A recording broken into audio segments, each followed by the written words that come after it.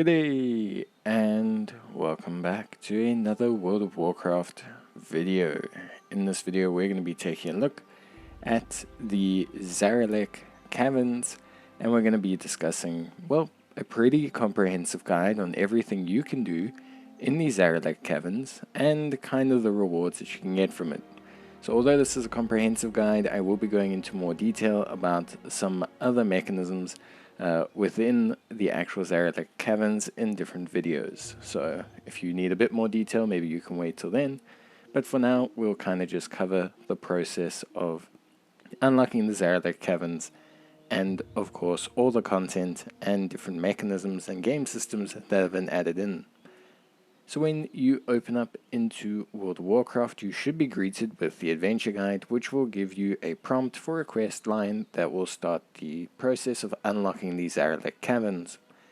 Unlocking these Zaralek Caverns is a pretty straightforward quest line that doesn't really require too much in the way of anything crazy.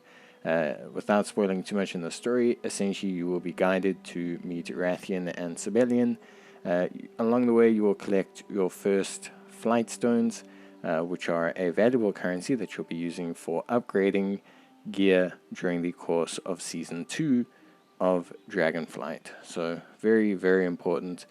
Flight stones are definitely a new important currency. Along the way, you'll be tasked with performing a scenario, as well as completing a decently length quest line that basically will kind of continue the story into Northarian's lab, essentially. Along the way, you'll get a toy, some reputation, and you'll also unlock the brand new faction, the Loam, which are kind of a race of mole men, from what I can see, which is pretty decent. You'll also get your first piece of adventure gear along the way, which is the lowest tier of gear that you can get in the second season of Dragonflight, but again, we'll be talking about that in a bit more detail a bit later on in another video.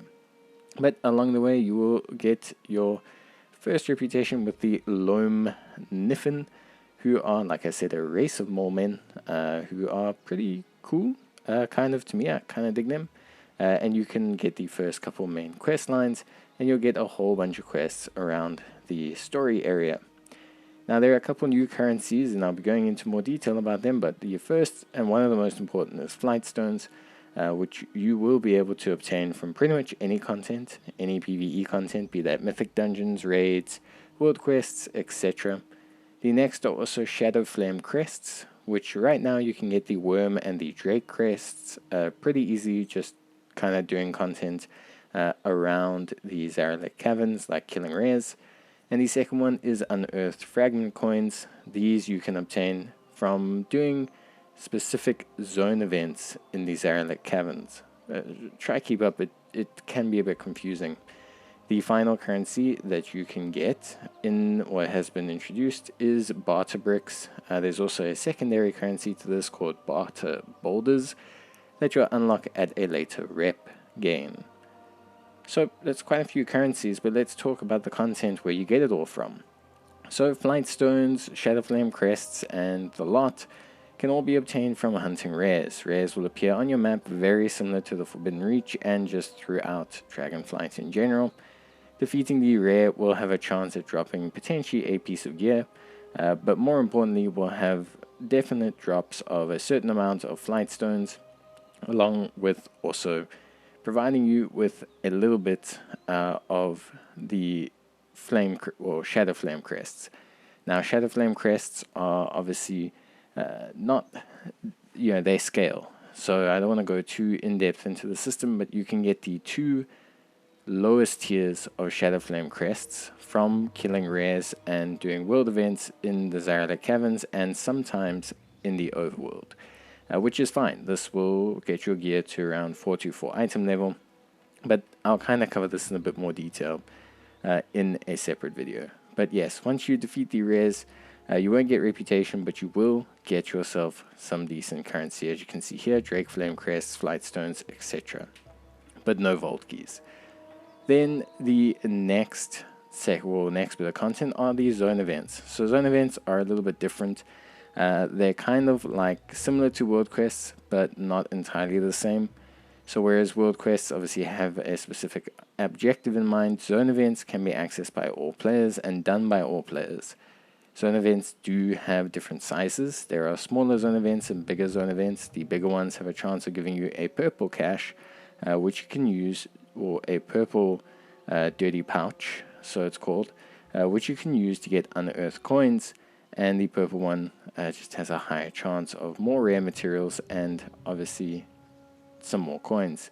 So the dirt covered pouch, which you get from these events, obviously can be used to get these unearthed fragment coins, which are important because you can use them to exchange for dragon flame crests, as well as also exchanging for a secondary currency called baubles that you can use to get mounts. So pretty cool, pretty important stuff, basically, to cut a long story short. These events can range from a lot of things. Some of them are, the big ones are usually taking out primalists, which require a lot of players. You can miss out on the purple chest if you don't participate enough. But most of them will give you this blue pouch, which will give you a variety of rewards. But mainly speaking, you're here for the unearthed fragment coins. The next bit of content that you can get your hands into is obviously world quests. So these are your standard kind of world quests.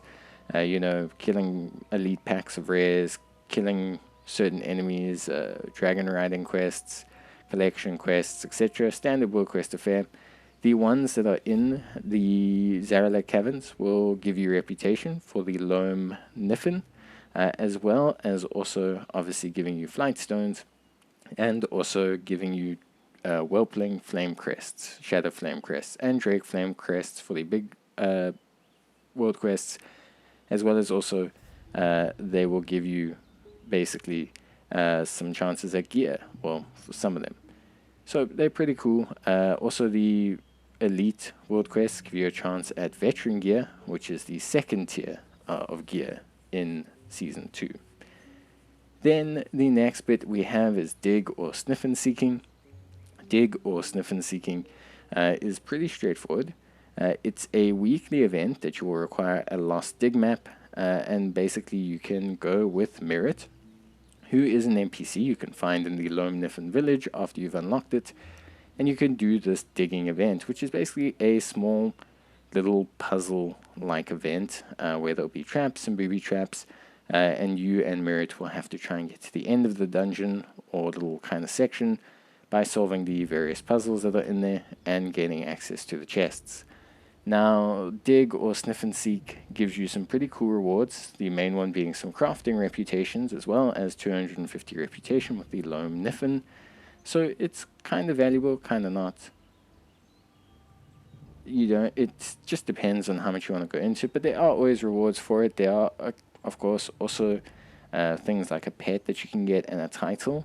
But the main goal is reputation and the crafting materials, which are called Zaralek glow spores. And Zaralek glow spores will be required for certain crafting professions to access some of their new recipes that have been added in, and we'll touch on that a little bit later. Now, you can buy the treasure maps or you can find them, but they are somewhat limited. You can, ask him for more hints, but if you have one, he will just ask you to spend it with him. So keep that in mind. Then we take a look at Dragonriding glyphs and races. Obviously, with the new area comes some new Dragonriding glyphs. There is also a new dragon that you can unlock through the process of the story. But yes, there are some new Dragonriding glyphs, and with that comes some new Dragonriding skills. The new Dragonriding skills are actually pretty straightforward as well. There's some pretty nice ones, basically for hovering close to the ground. So kind of like ground, well, they call it ground skimming. But essentially, if you stick low to the ground, which kind of makes sense in the cavern, you maintain your vigor regeneration rate, and you can gain more access to more vigor faster, which helps for those situations where you find yourself losing altitude and trying to move flat. Just keep close to the ground, and you can basically keep going. Along with that, of course, are also new dragon races. Mainly, the world quests will be the reason you'll do these for the rewards there. But also, obviously, for those of you who take the thrill in getting a gold in every single dragon riding race. That's of course also something really cool that you can kind of get to doing. And the new skills will help you out quite a bit here, because a lot of the rings and a lot of the races stick very close to the ground. So obviously try and max out your glyphs before you really take on these new dragon races. Then there's some other weekly events to mention before we get into some of the new systems. The weekly event is the researcher event. It will start in the main hub of the Loam Niffen, and you also unlock at rank 7 Snail Racing, which is pretty cool. It's a kind of little side hub mini trial quest mini game thing, and basically it's really a way to get a cool snail mount, as well as the weekly event that can spawn at the Loam, which will give you a chance at some pretty good Season 2 based rewards. Now, obviously, alongside that, there's been new gathering nodes that have added new materials that are only found in the Zaralek Caverns, alongside as well new crafting recipes and, of course, new fishing locations. All of this will be explained in a bit more detail in other videos, but just be aware that if you are a crafter, gatherer, or, of course, a fisher, there's plenty new things for you to check out in the Zaralek Caverns, along with a new fishing kind of sub-quest thing, as well as obviously new gathering nodes for new materials, for new crafting recipes. And then I will be touching on this in a video shortly that should be able to assist you, but there is a new upgrade system that has come out with the addition of the Zaralek Caverns and Season 2 and patch 10.1. The new upgrade system will be dependent on what content you do, anything ranging from Mythic Plus to World Quest to Rares to World Bosses to Heroic to Normal to Raid Finder to any kind of PvE content will basically drop the Flame Crests, which you'll be using to perform various upgrades to items for yourself. So it's a little bit of a complex system. I will be explaining it in a bit more detail in another video, but to cut a long story short, there's different tiers of gear that you can get, and these different tiers of gear use different crafting materials, and these different crafting materials can only be obtained from different tiers of gear. So it's a little bit, I don't want to say complex, but it is a little bit of a thinker. But the Zaralek Caverns do play a part in that. You can get pretty good access to the first 2 tiers of gear in the Zaralek Caverns, being the Explorer and the Veteran gear, which will allow you to essentially have your character up to around a 420-ish item level, which is pretty cool. That obviously gives you a little bit of a head start moving into kind of Raid Finder normal raids, and you can kind of take things from there. Now, of course, I'll be explaining all of that in a bit more detail, but that kind of brings us to the end of the Zaralek Caverns. There's plenty other things like mounts that you can get with currency, pets that you can get, secret treasures that you can find, and other cool new content, but this kind of covers the pretty much comprehensive list of everything you can do. I hope you guys enjoyed the video, and give me a shout in the comments if there's anything you want me to explain in a bit more detail, and I gladly will cover it in a concept. I will be doing a renown guide and an upgrade guide. But that's it from me. See you guys next time. Bye.